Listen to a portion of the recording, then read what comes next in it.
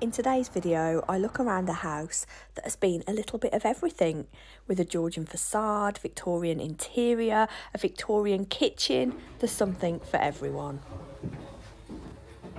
Hello, welcome to Through Lucy's Lens, weekly videos where I go somewhere interesting and hopefully you will think that it's interesting too. Something a little different in my Who Lives in a House Like This series today. I am in Great Yarmouth on the east coast of the United Kingdom, a beautiful historic fishing port. And I'm here for a little holiday with my family, and I was going through some guidebooks and it said Elizabethan House, and I thought, wouldn't usually be interested in putting an Elizabethan house on the channel, but it's National Trust. I've never been here before. I've got a couple of hours on my own, so I thought, let's go check out this Elizabethan house. It was built in around 1596 as a house for merchants. There are lots of beautiful and surprisingly so, really quite stunning buildings around here. So let's go and have a look. As you always, I'm excited for you to come with me. Never been here before, don't know what to expect, so let's go. Great Yarmouth is a seaside resort on the east coast of England. Approximately 20 miles from Norwich, it has a long and rich social history, from use as a naval port during the Napoleonic Wars, and right back to the 13th century, it was one of the most affluent towns in England due to herring fishing. Our medieval ancestors could not get enough of herring, it seems. The herring trade continued into the 20th century with a bumper harvest in 1913, where 12 million tonnes of herring was caught and sold in the town. The town saw a decline in fishing after World War II due to the increase of fuel costs, a general change in culinary tastes, and some overfishing. From then onwards, employment in the town was focused far more on tourism, and millions still visit Great Yarmouth every year to enjoy the beautiful white sands and entertainments. I was actually quite shocked at what a lovely place it was.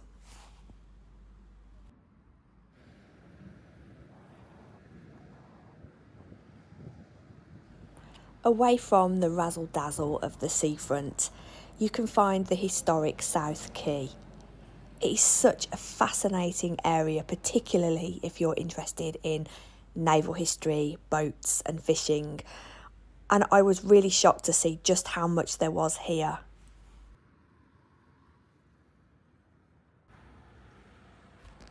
As I was walking to find the Elizabethan house, I came across the ruins of a friary. This was a Franciscan monastery that was here in Great Yarmouth, founded in 1222. And it was disillusioned as part of Henry VIII's dissolution of the monasteries in 1538. This is all stuff I was not expecting to see here. I noticed that all the houses on the quayfront were surrounded by these rows of housing, and I thought, that's fascinating.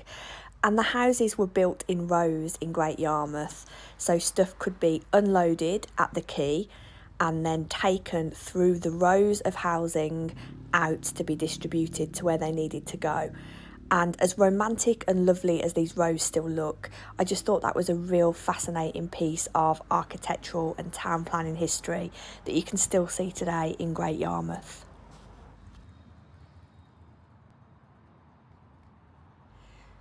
I was also really fascinated to see buildings that have more than a nod to Dutch architecture. Here in Great Yarmouth, we are just 108 nautical miles east from Amsterdam. So relationships and trading with the Netherlands has always been a part of the history of this town.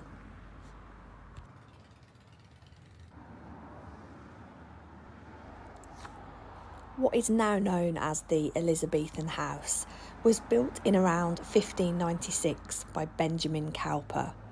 He was a wealthy merchant in the town, and it made sense for a wealthy merchant to be as close to the port as possible. The house, as it stands today, is actually a combination of several houses, and it no longer has its Tudor facade. It was covered up in the Georgian period. This place really has been lots and lots of different things. And from 1667, 14 different families have lived in this house. In 1870, it was bought by the Eldred family, and it remained in their possession until their oldest daughter gave it to the National Trust. Her sister actually continued living in the house as a tenant until her death in 1949. In 1949, the house was given to the National Trust, and at the moment it's actually Norfolk Museum Service that manage the house on behalf of the National Trust. So it hadn't quite got that National Trust polish that you expect, but I actually quite liked that about it. Over the years, the large manor house that was initially built was converted into 3 smaller houses, and now today is back to one big house. So it's got a real rich history, passing of time, and I think you can feel that in there.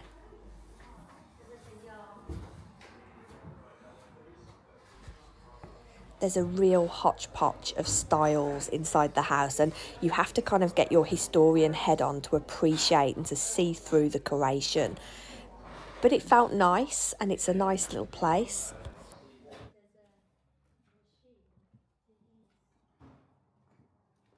One of the most notable rooms in the house is connected with one of its previous owners, and this is a man called John Carter.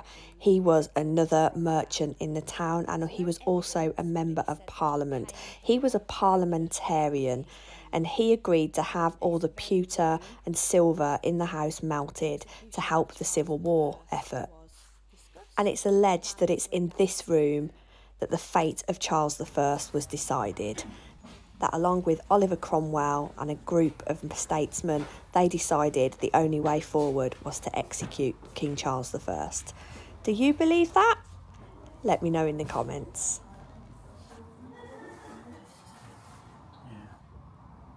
The plastered ceiling in this room is one of the finest examples left from the 17th century, and to me almost felt out of place in this space.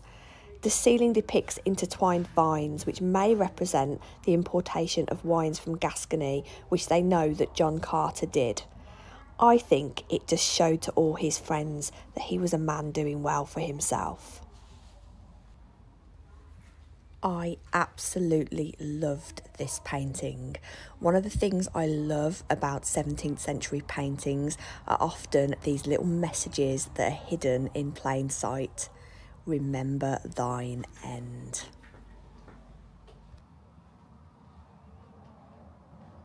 Bedroom has been done in a Tudor style. What are these? Oh, these are little prayer sheets. The Tudor equivalent of a Kindle. Just change your page and read your prayer.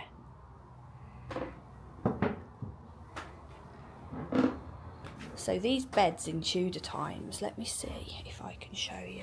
I'm not sure how authentic it is. Yeah, so can you see the bed is made out of ropes? So you might have heard of the saying we say in the UK, night night sleep tight. These had to be tightened, and if they were too loose you would have a bad night's sleep. So sleep tight, tighten the ropes underneath the bed to make sure you sleep well. Never slept in a roped bed. I would like to. Actually, with my bad back, it's probably a good idea I don't.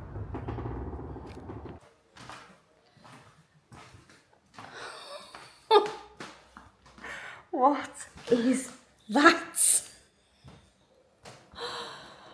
This part of the house has been made out more like a museum, but this is a Squirrel's tea party. Oh my God. Wow. Those Victorians did know how to have a laugh, didn't they? Poor squirrels. For the doll's house lovers, there's also a doll's house here from the 1890s. It was from a village about 4 miles from Great Yarmouth called Fritton. Again, it's got the glass covers. Of course it has, you can't be messing with 120-year-old doll's houses. but I can't really get in there to show you. Let me try harder. I think the best way for me to show you is from a distance, unfortunately.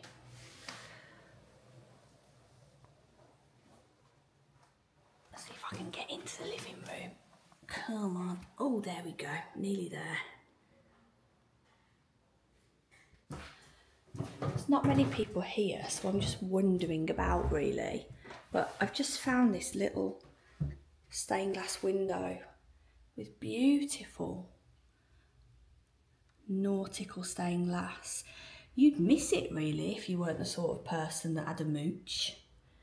Absolutely beautiful. And there's one that's really interesting that I want to show you. This here, now I've got Dutch viewers.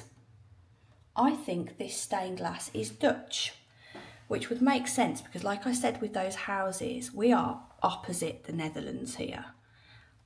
I'm not going to try and speak these words, but if you're Dutch and you can read them, tell me if you think this window is Dutch. Again, Dutch flag. So it would make sense to me that these windows, and yet these are all Dutch, depicted Dutch scenes. Okay, thank you Google Translate. It is Dutch, and this one says, our daughter has been misbehaving, the cat has got the bacon. So I'm guessing there's some 17th century Dutch humour right there. But yeah, when you come to these places, have a good look around, because you find little bits that other people don't go, and they're usually the most interesting parts. Okay, we're still on the mystery of the Dutch window panes. They're not original. They've been put here by the National Trust from, it just says elsewhere. Would be helpful to know where. But still, I think it's nice. Thought I saw something there and I didn't, it's a reflection. It's still a nice ode to the fact that trade with the Netherlands, the fact we are really quite close to the Netherlands here, and they're quite funny and cute too, so I'm happy I found them. I thought we were going to be lucky then. I thought we were going to get a bathroom, but this is, it's all behind a screen, but it's like a lady's parlour. Again, it's very much done in the Victorian style. But I can just see someone swooning on that daybed after a terribly hard day telling people what to do. Actually, I'm back. This is set up for a lady, and it is set up as a morning room.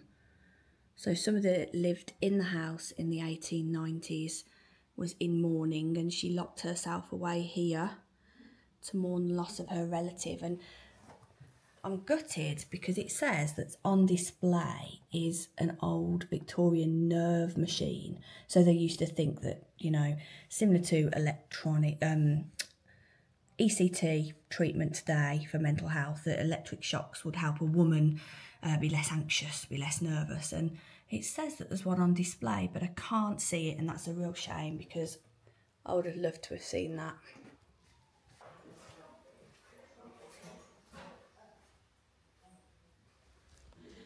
Now to a part of the house I enjoyed very much. There is a reproduction of a Victorian kitchen. Now, in 1841, Charles John Palmer was living here. He was a solicitor, a local historian, and he was also the mayor of Great Yarmouth in 1854 and 1855. So I had a look at the 1841 census, and it showed that he was living there with his wife and 5 female servants. So I just imagined these servants working in this environment. There's some lovely examples of kitchenalia, original things, and actually this isn't behind glass, so I was really happy in this space. And I always appreciate museums that go to the trouble of recreating the areas where not just the rich people lived, but the people that did the donkey work were too. Have had to do their work in here. So lovely. This house feels very light. I looked out onto a courtyard. You don't want the scullery maid to have too much of a good view, do you? Don't want to get them having any ideas over their station. These tiles are original. They're lovely. The jelly moulds. Lots of failed jelly in my childhood. This, I believe, is a knife cleaner. Yes, it's a knife cleaner. So this is where the sort of rough work would have been done. Cleaning the knives, washing the boots. We've got the sink here as well. Little nip for later. And then back out into the main kitchen area. That's been done more, I would say, in a Victorian style. This is not Elizabethan at all.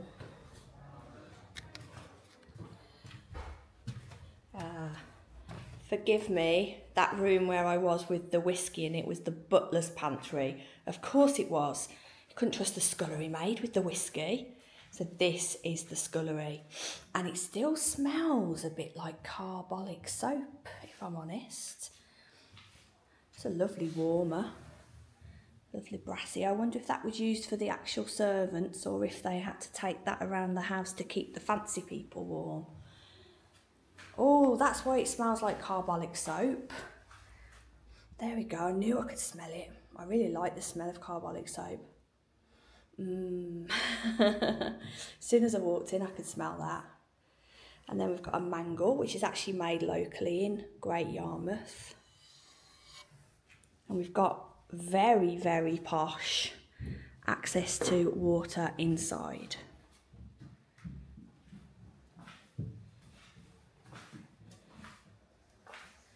Got our washing board. And our tub and dolly. You can smash your washing around in there. It was all very manual labour. Another mangle. I do remember my nan saying, before the advent of washing machines, her whole life was washing. And I've said to my husband, I'm sick of doing washing, I'm sick of it. But imagine having to do it like this. I wouldn't have liked it. Got a nice tub bath there. I imagine that would have not been for the servants. That would have had to have been carried up, filled for the people that lived in the house. And this is interesting. In the door here, there's a little, I wonder if that was for a cat, because big houses often had cats to come in to do the mousing. Yeah, this is my favourite room. Always like downstairs rather than upstairs. They give you the opportunity to get the look. I think I'd have passed. Fail.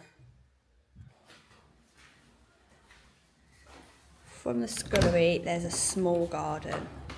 And of course, it's the UK in June. It's raining. Whoa.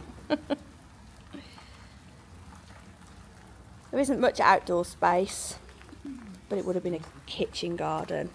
And it smells lovely. Whoa, I'm getting wet. Got to get this outside space in for you. Oh, there's my hands trying to protect the camera from the rain.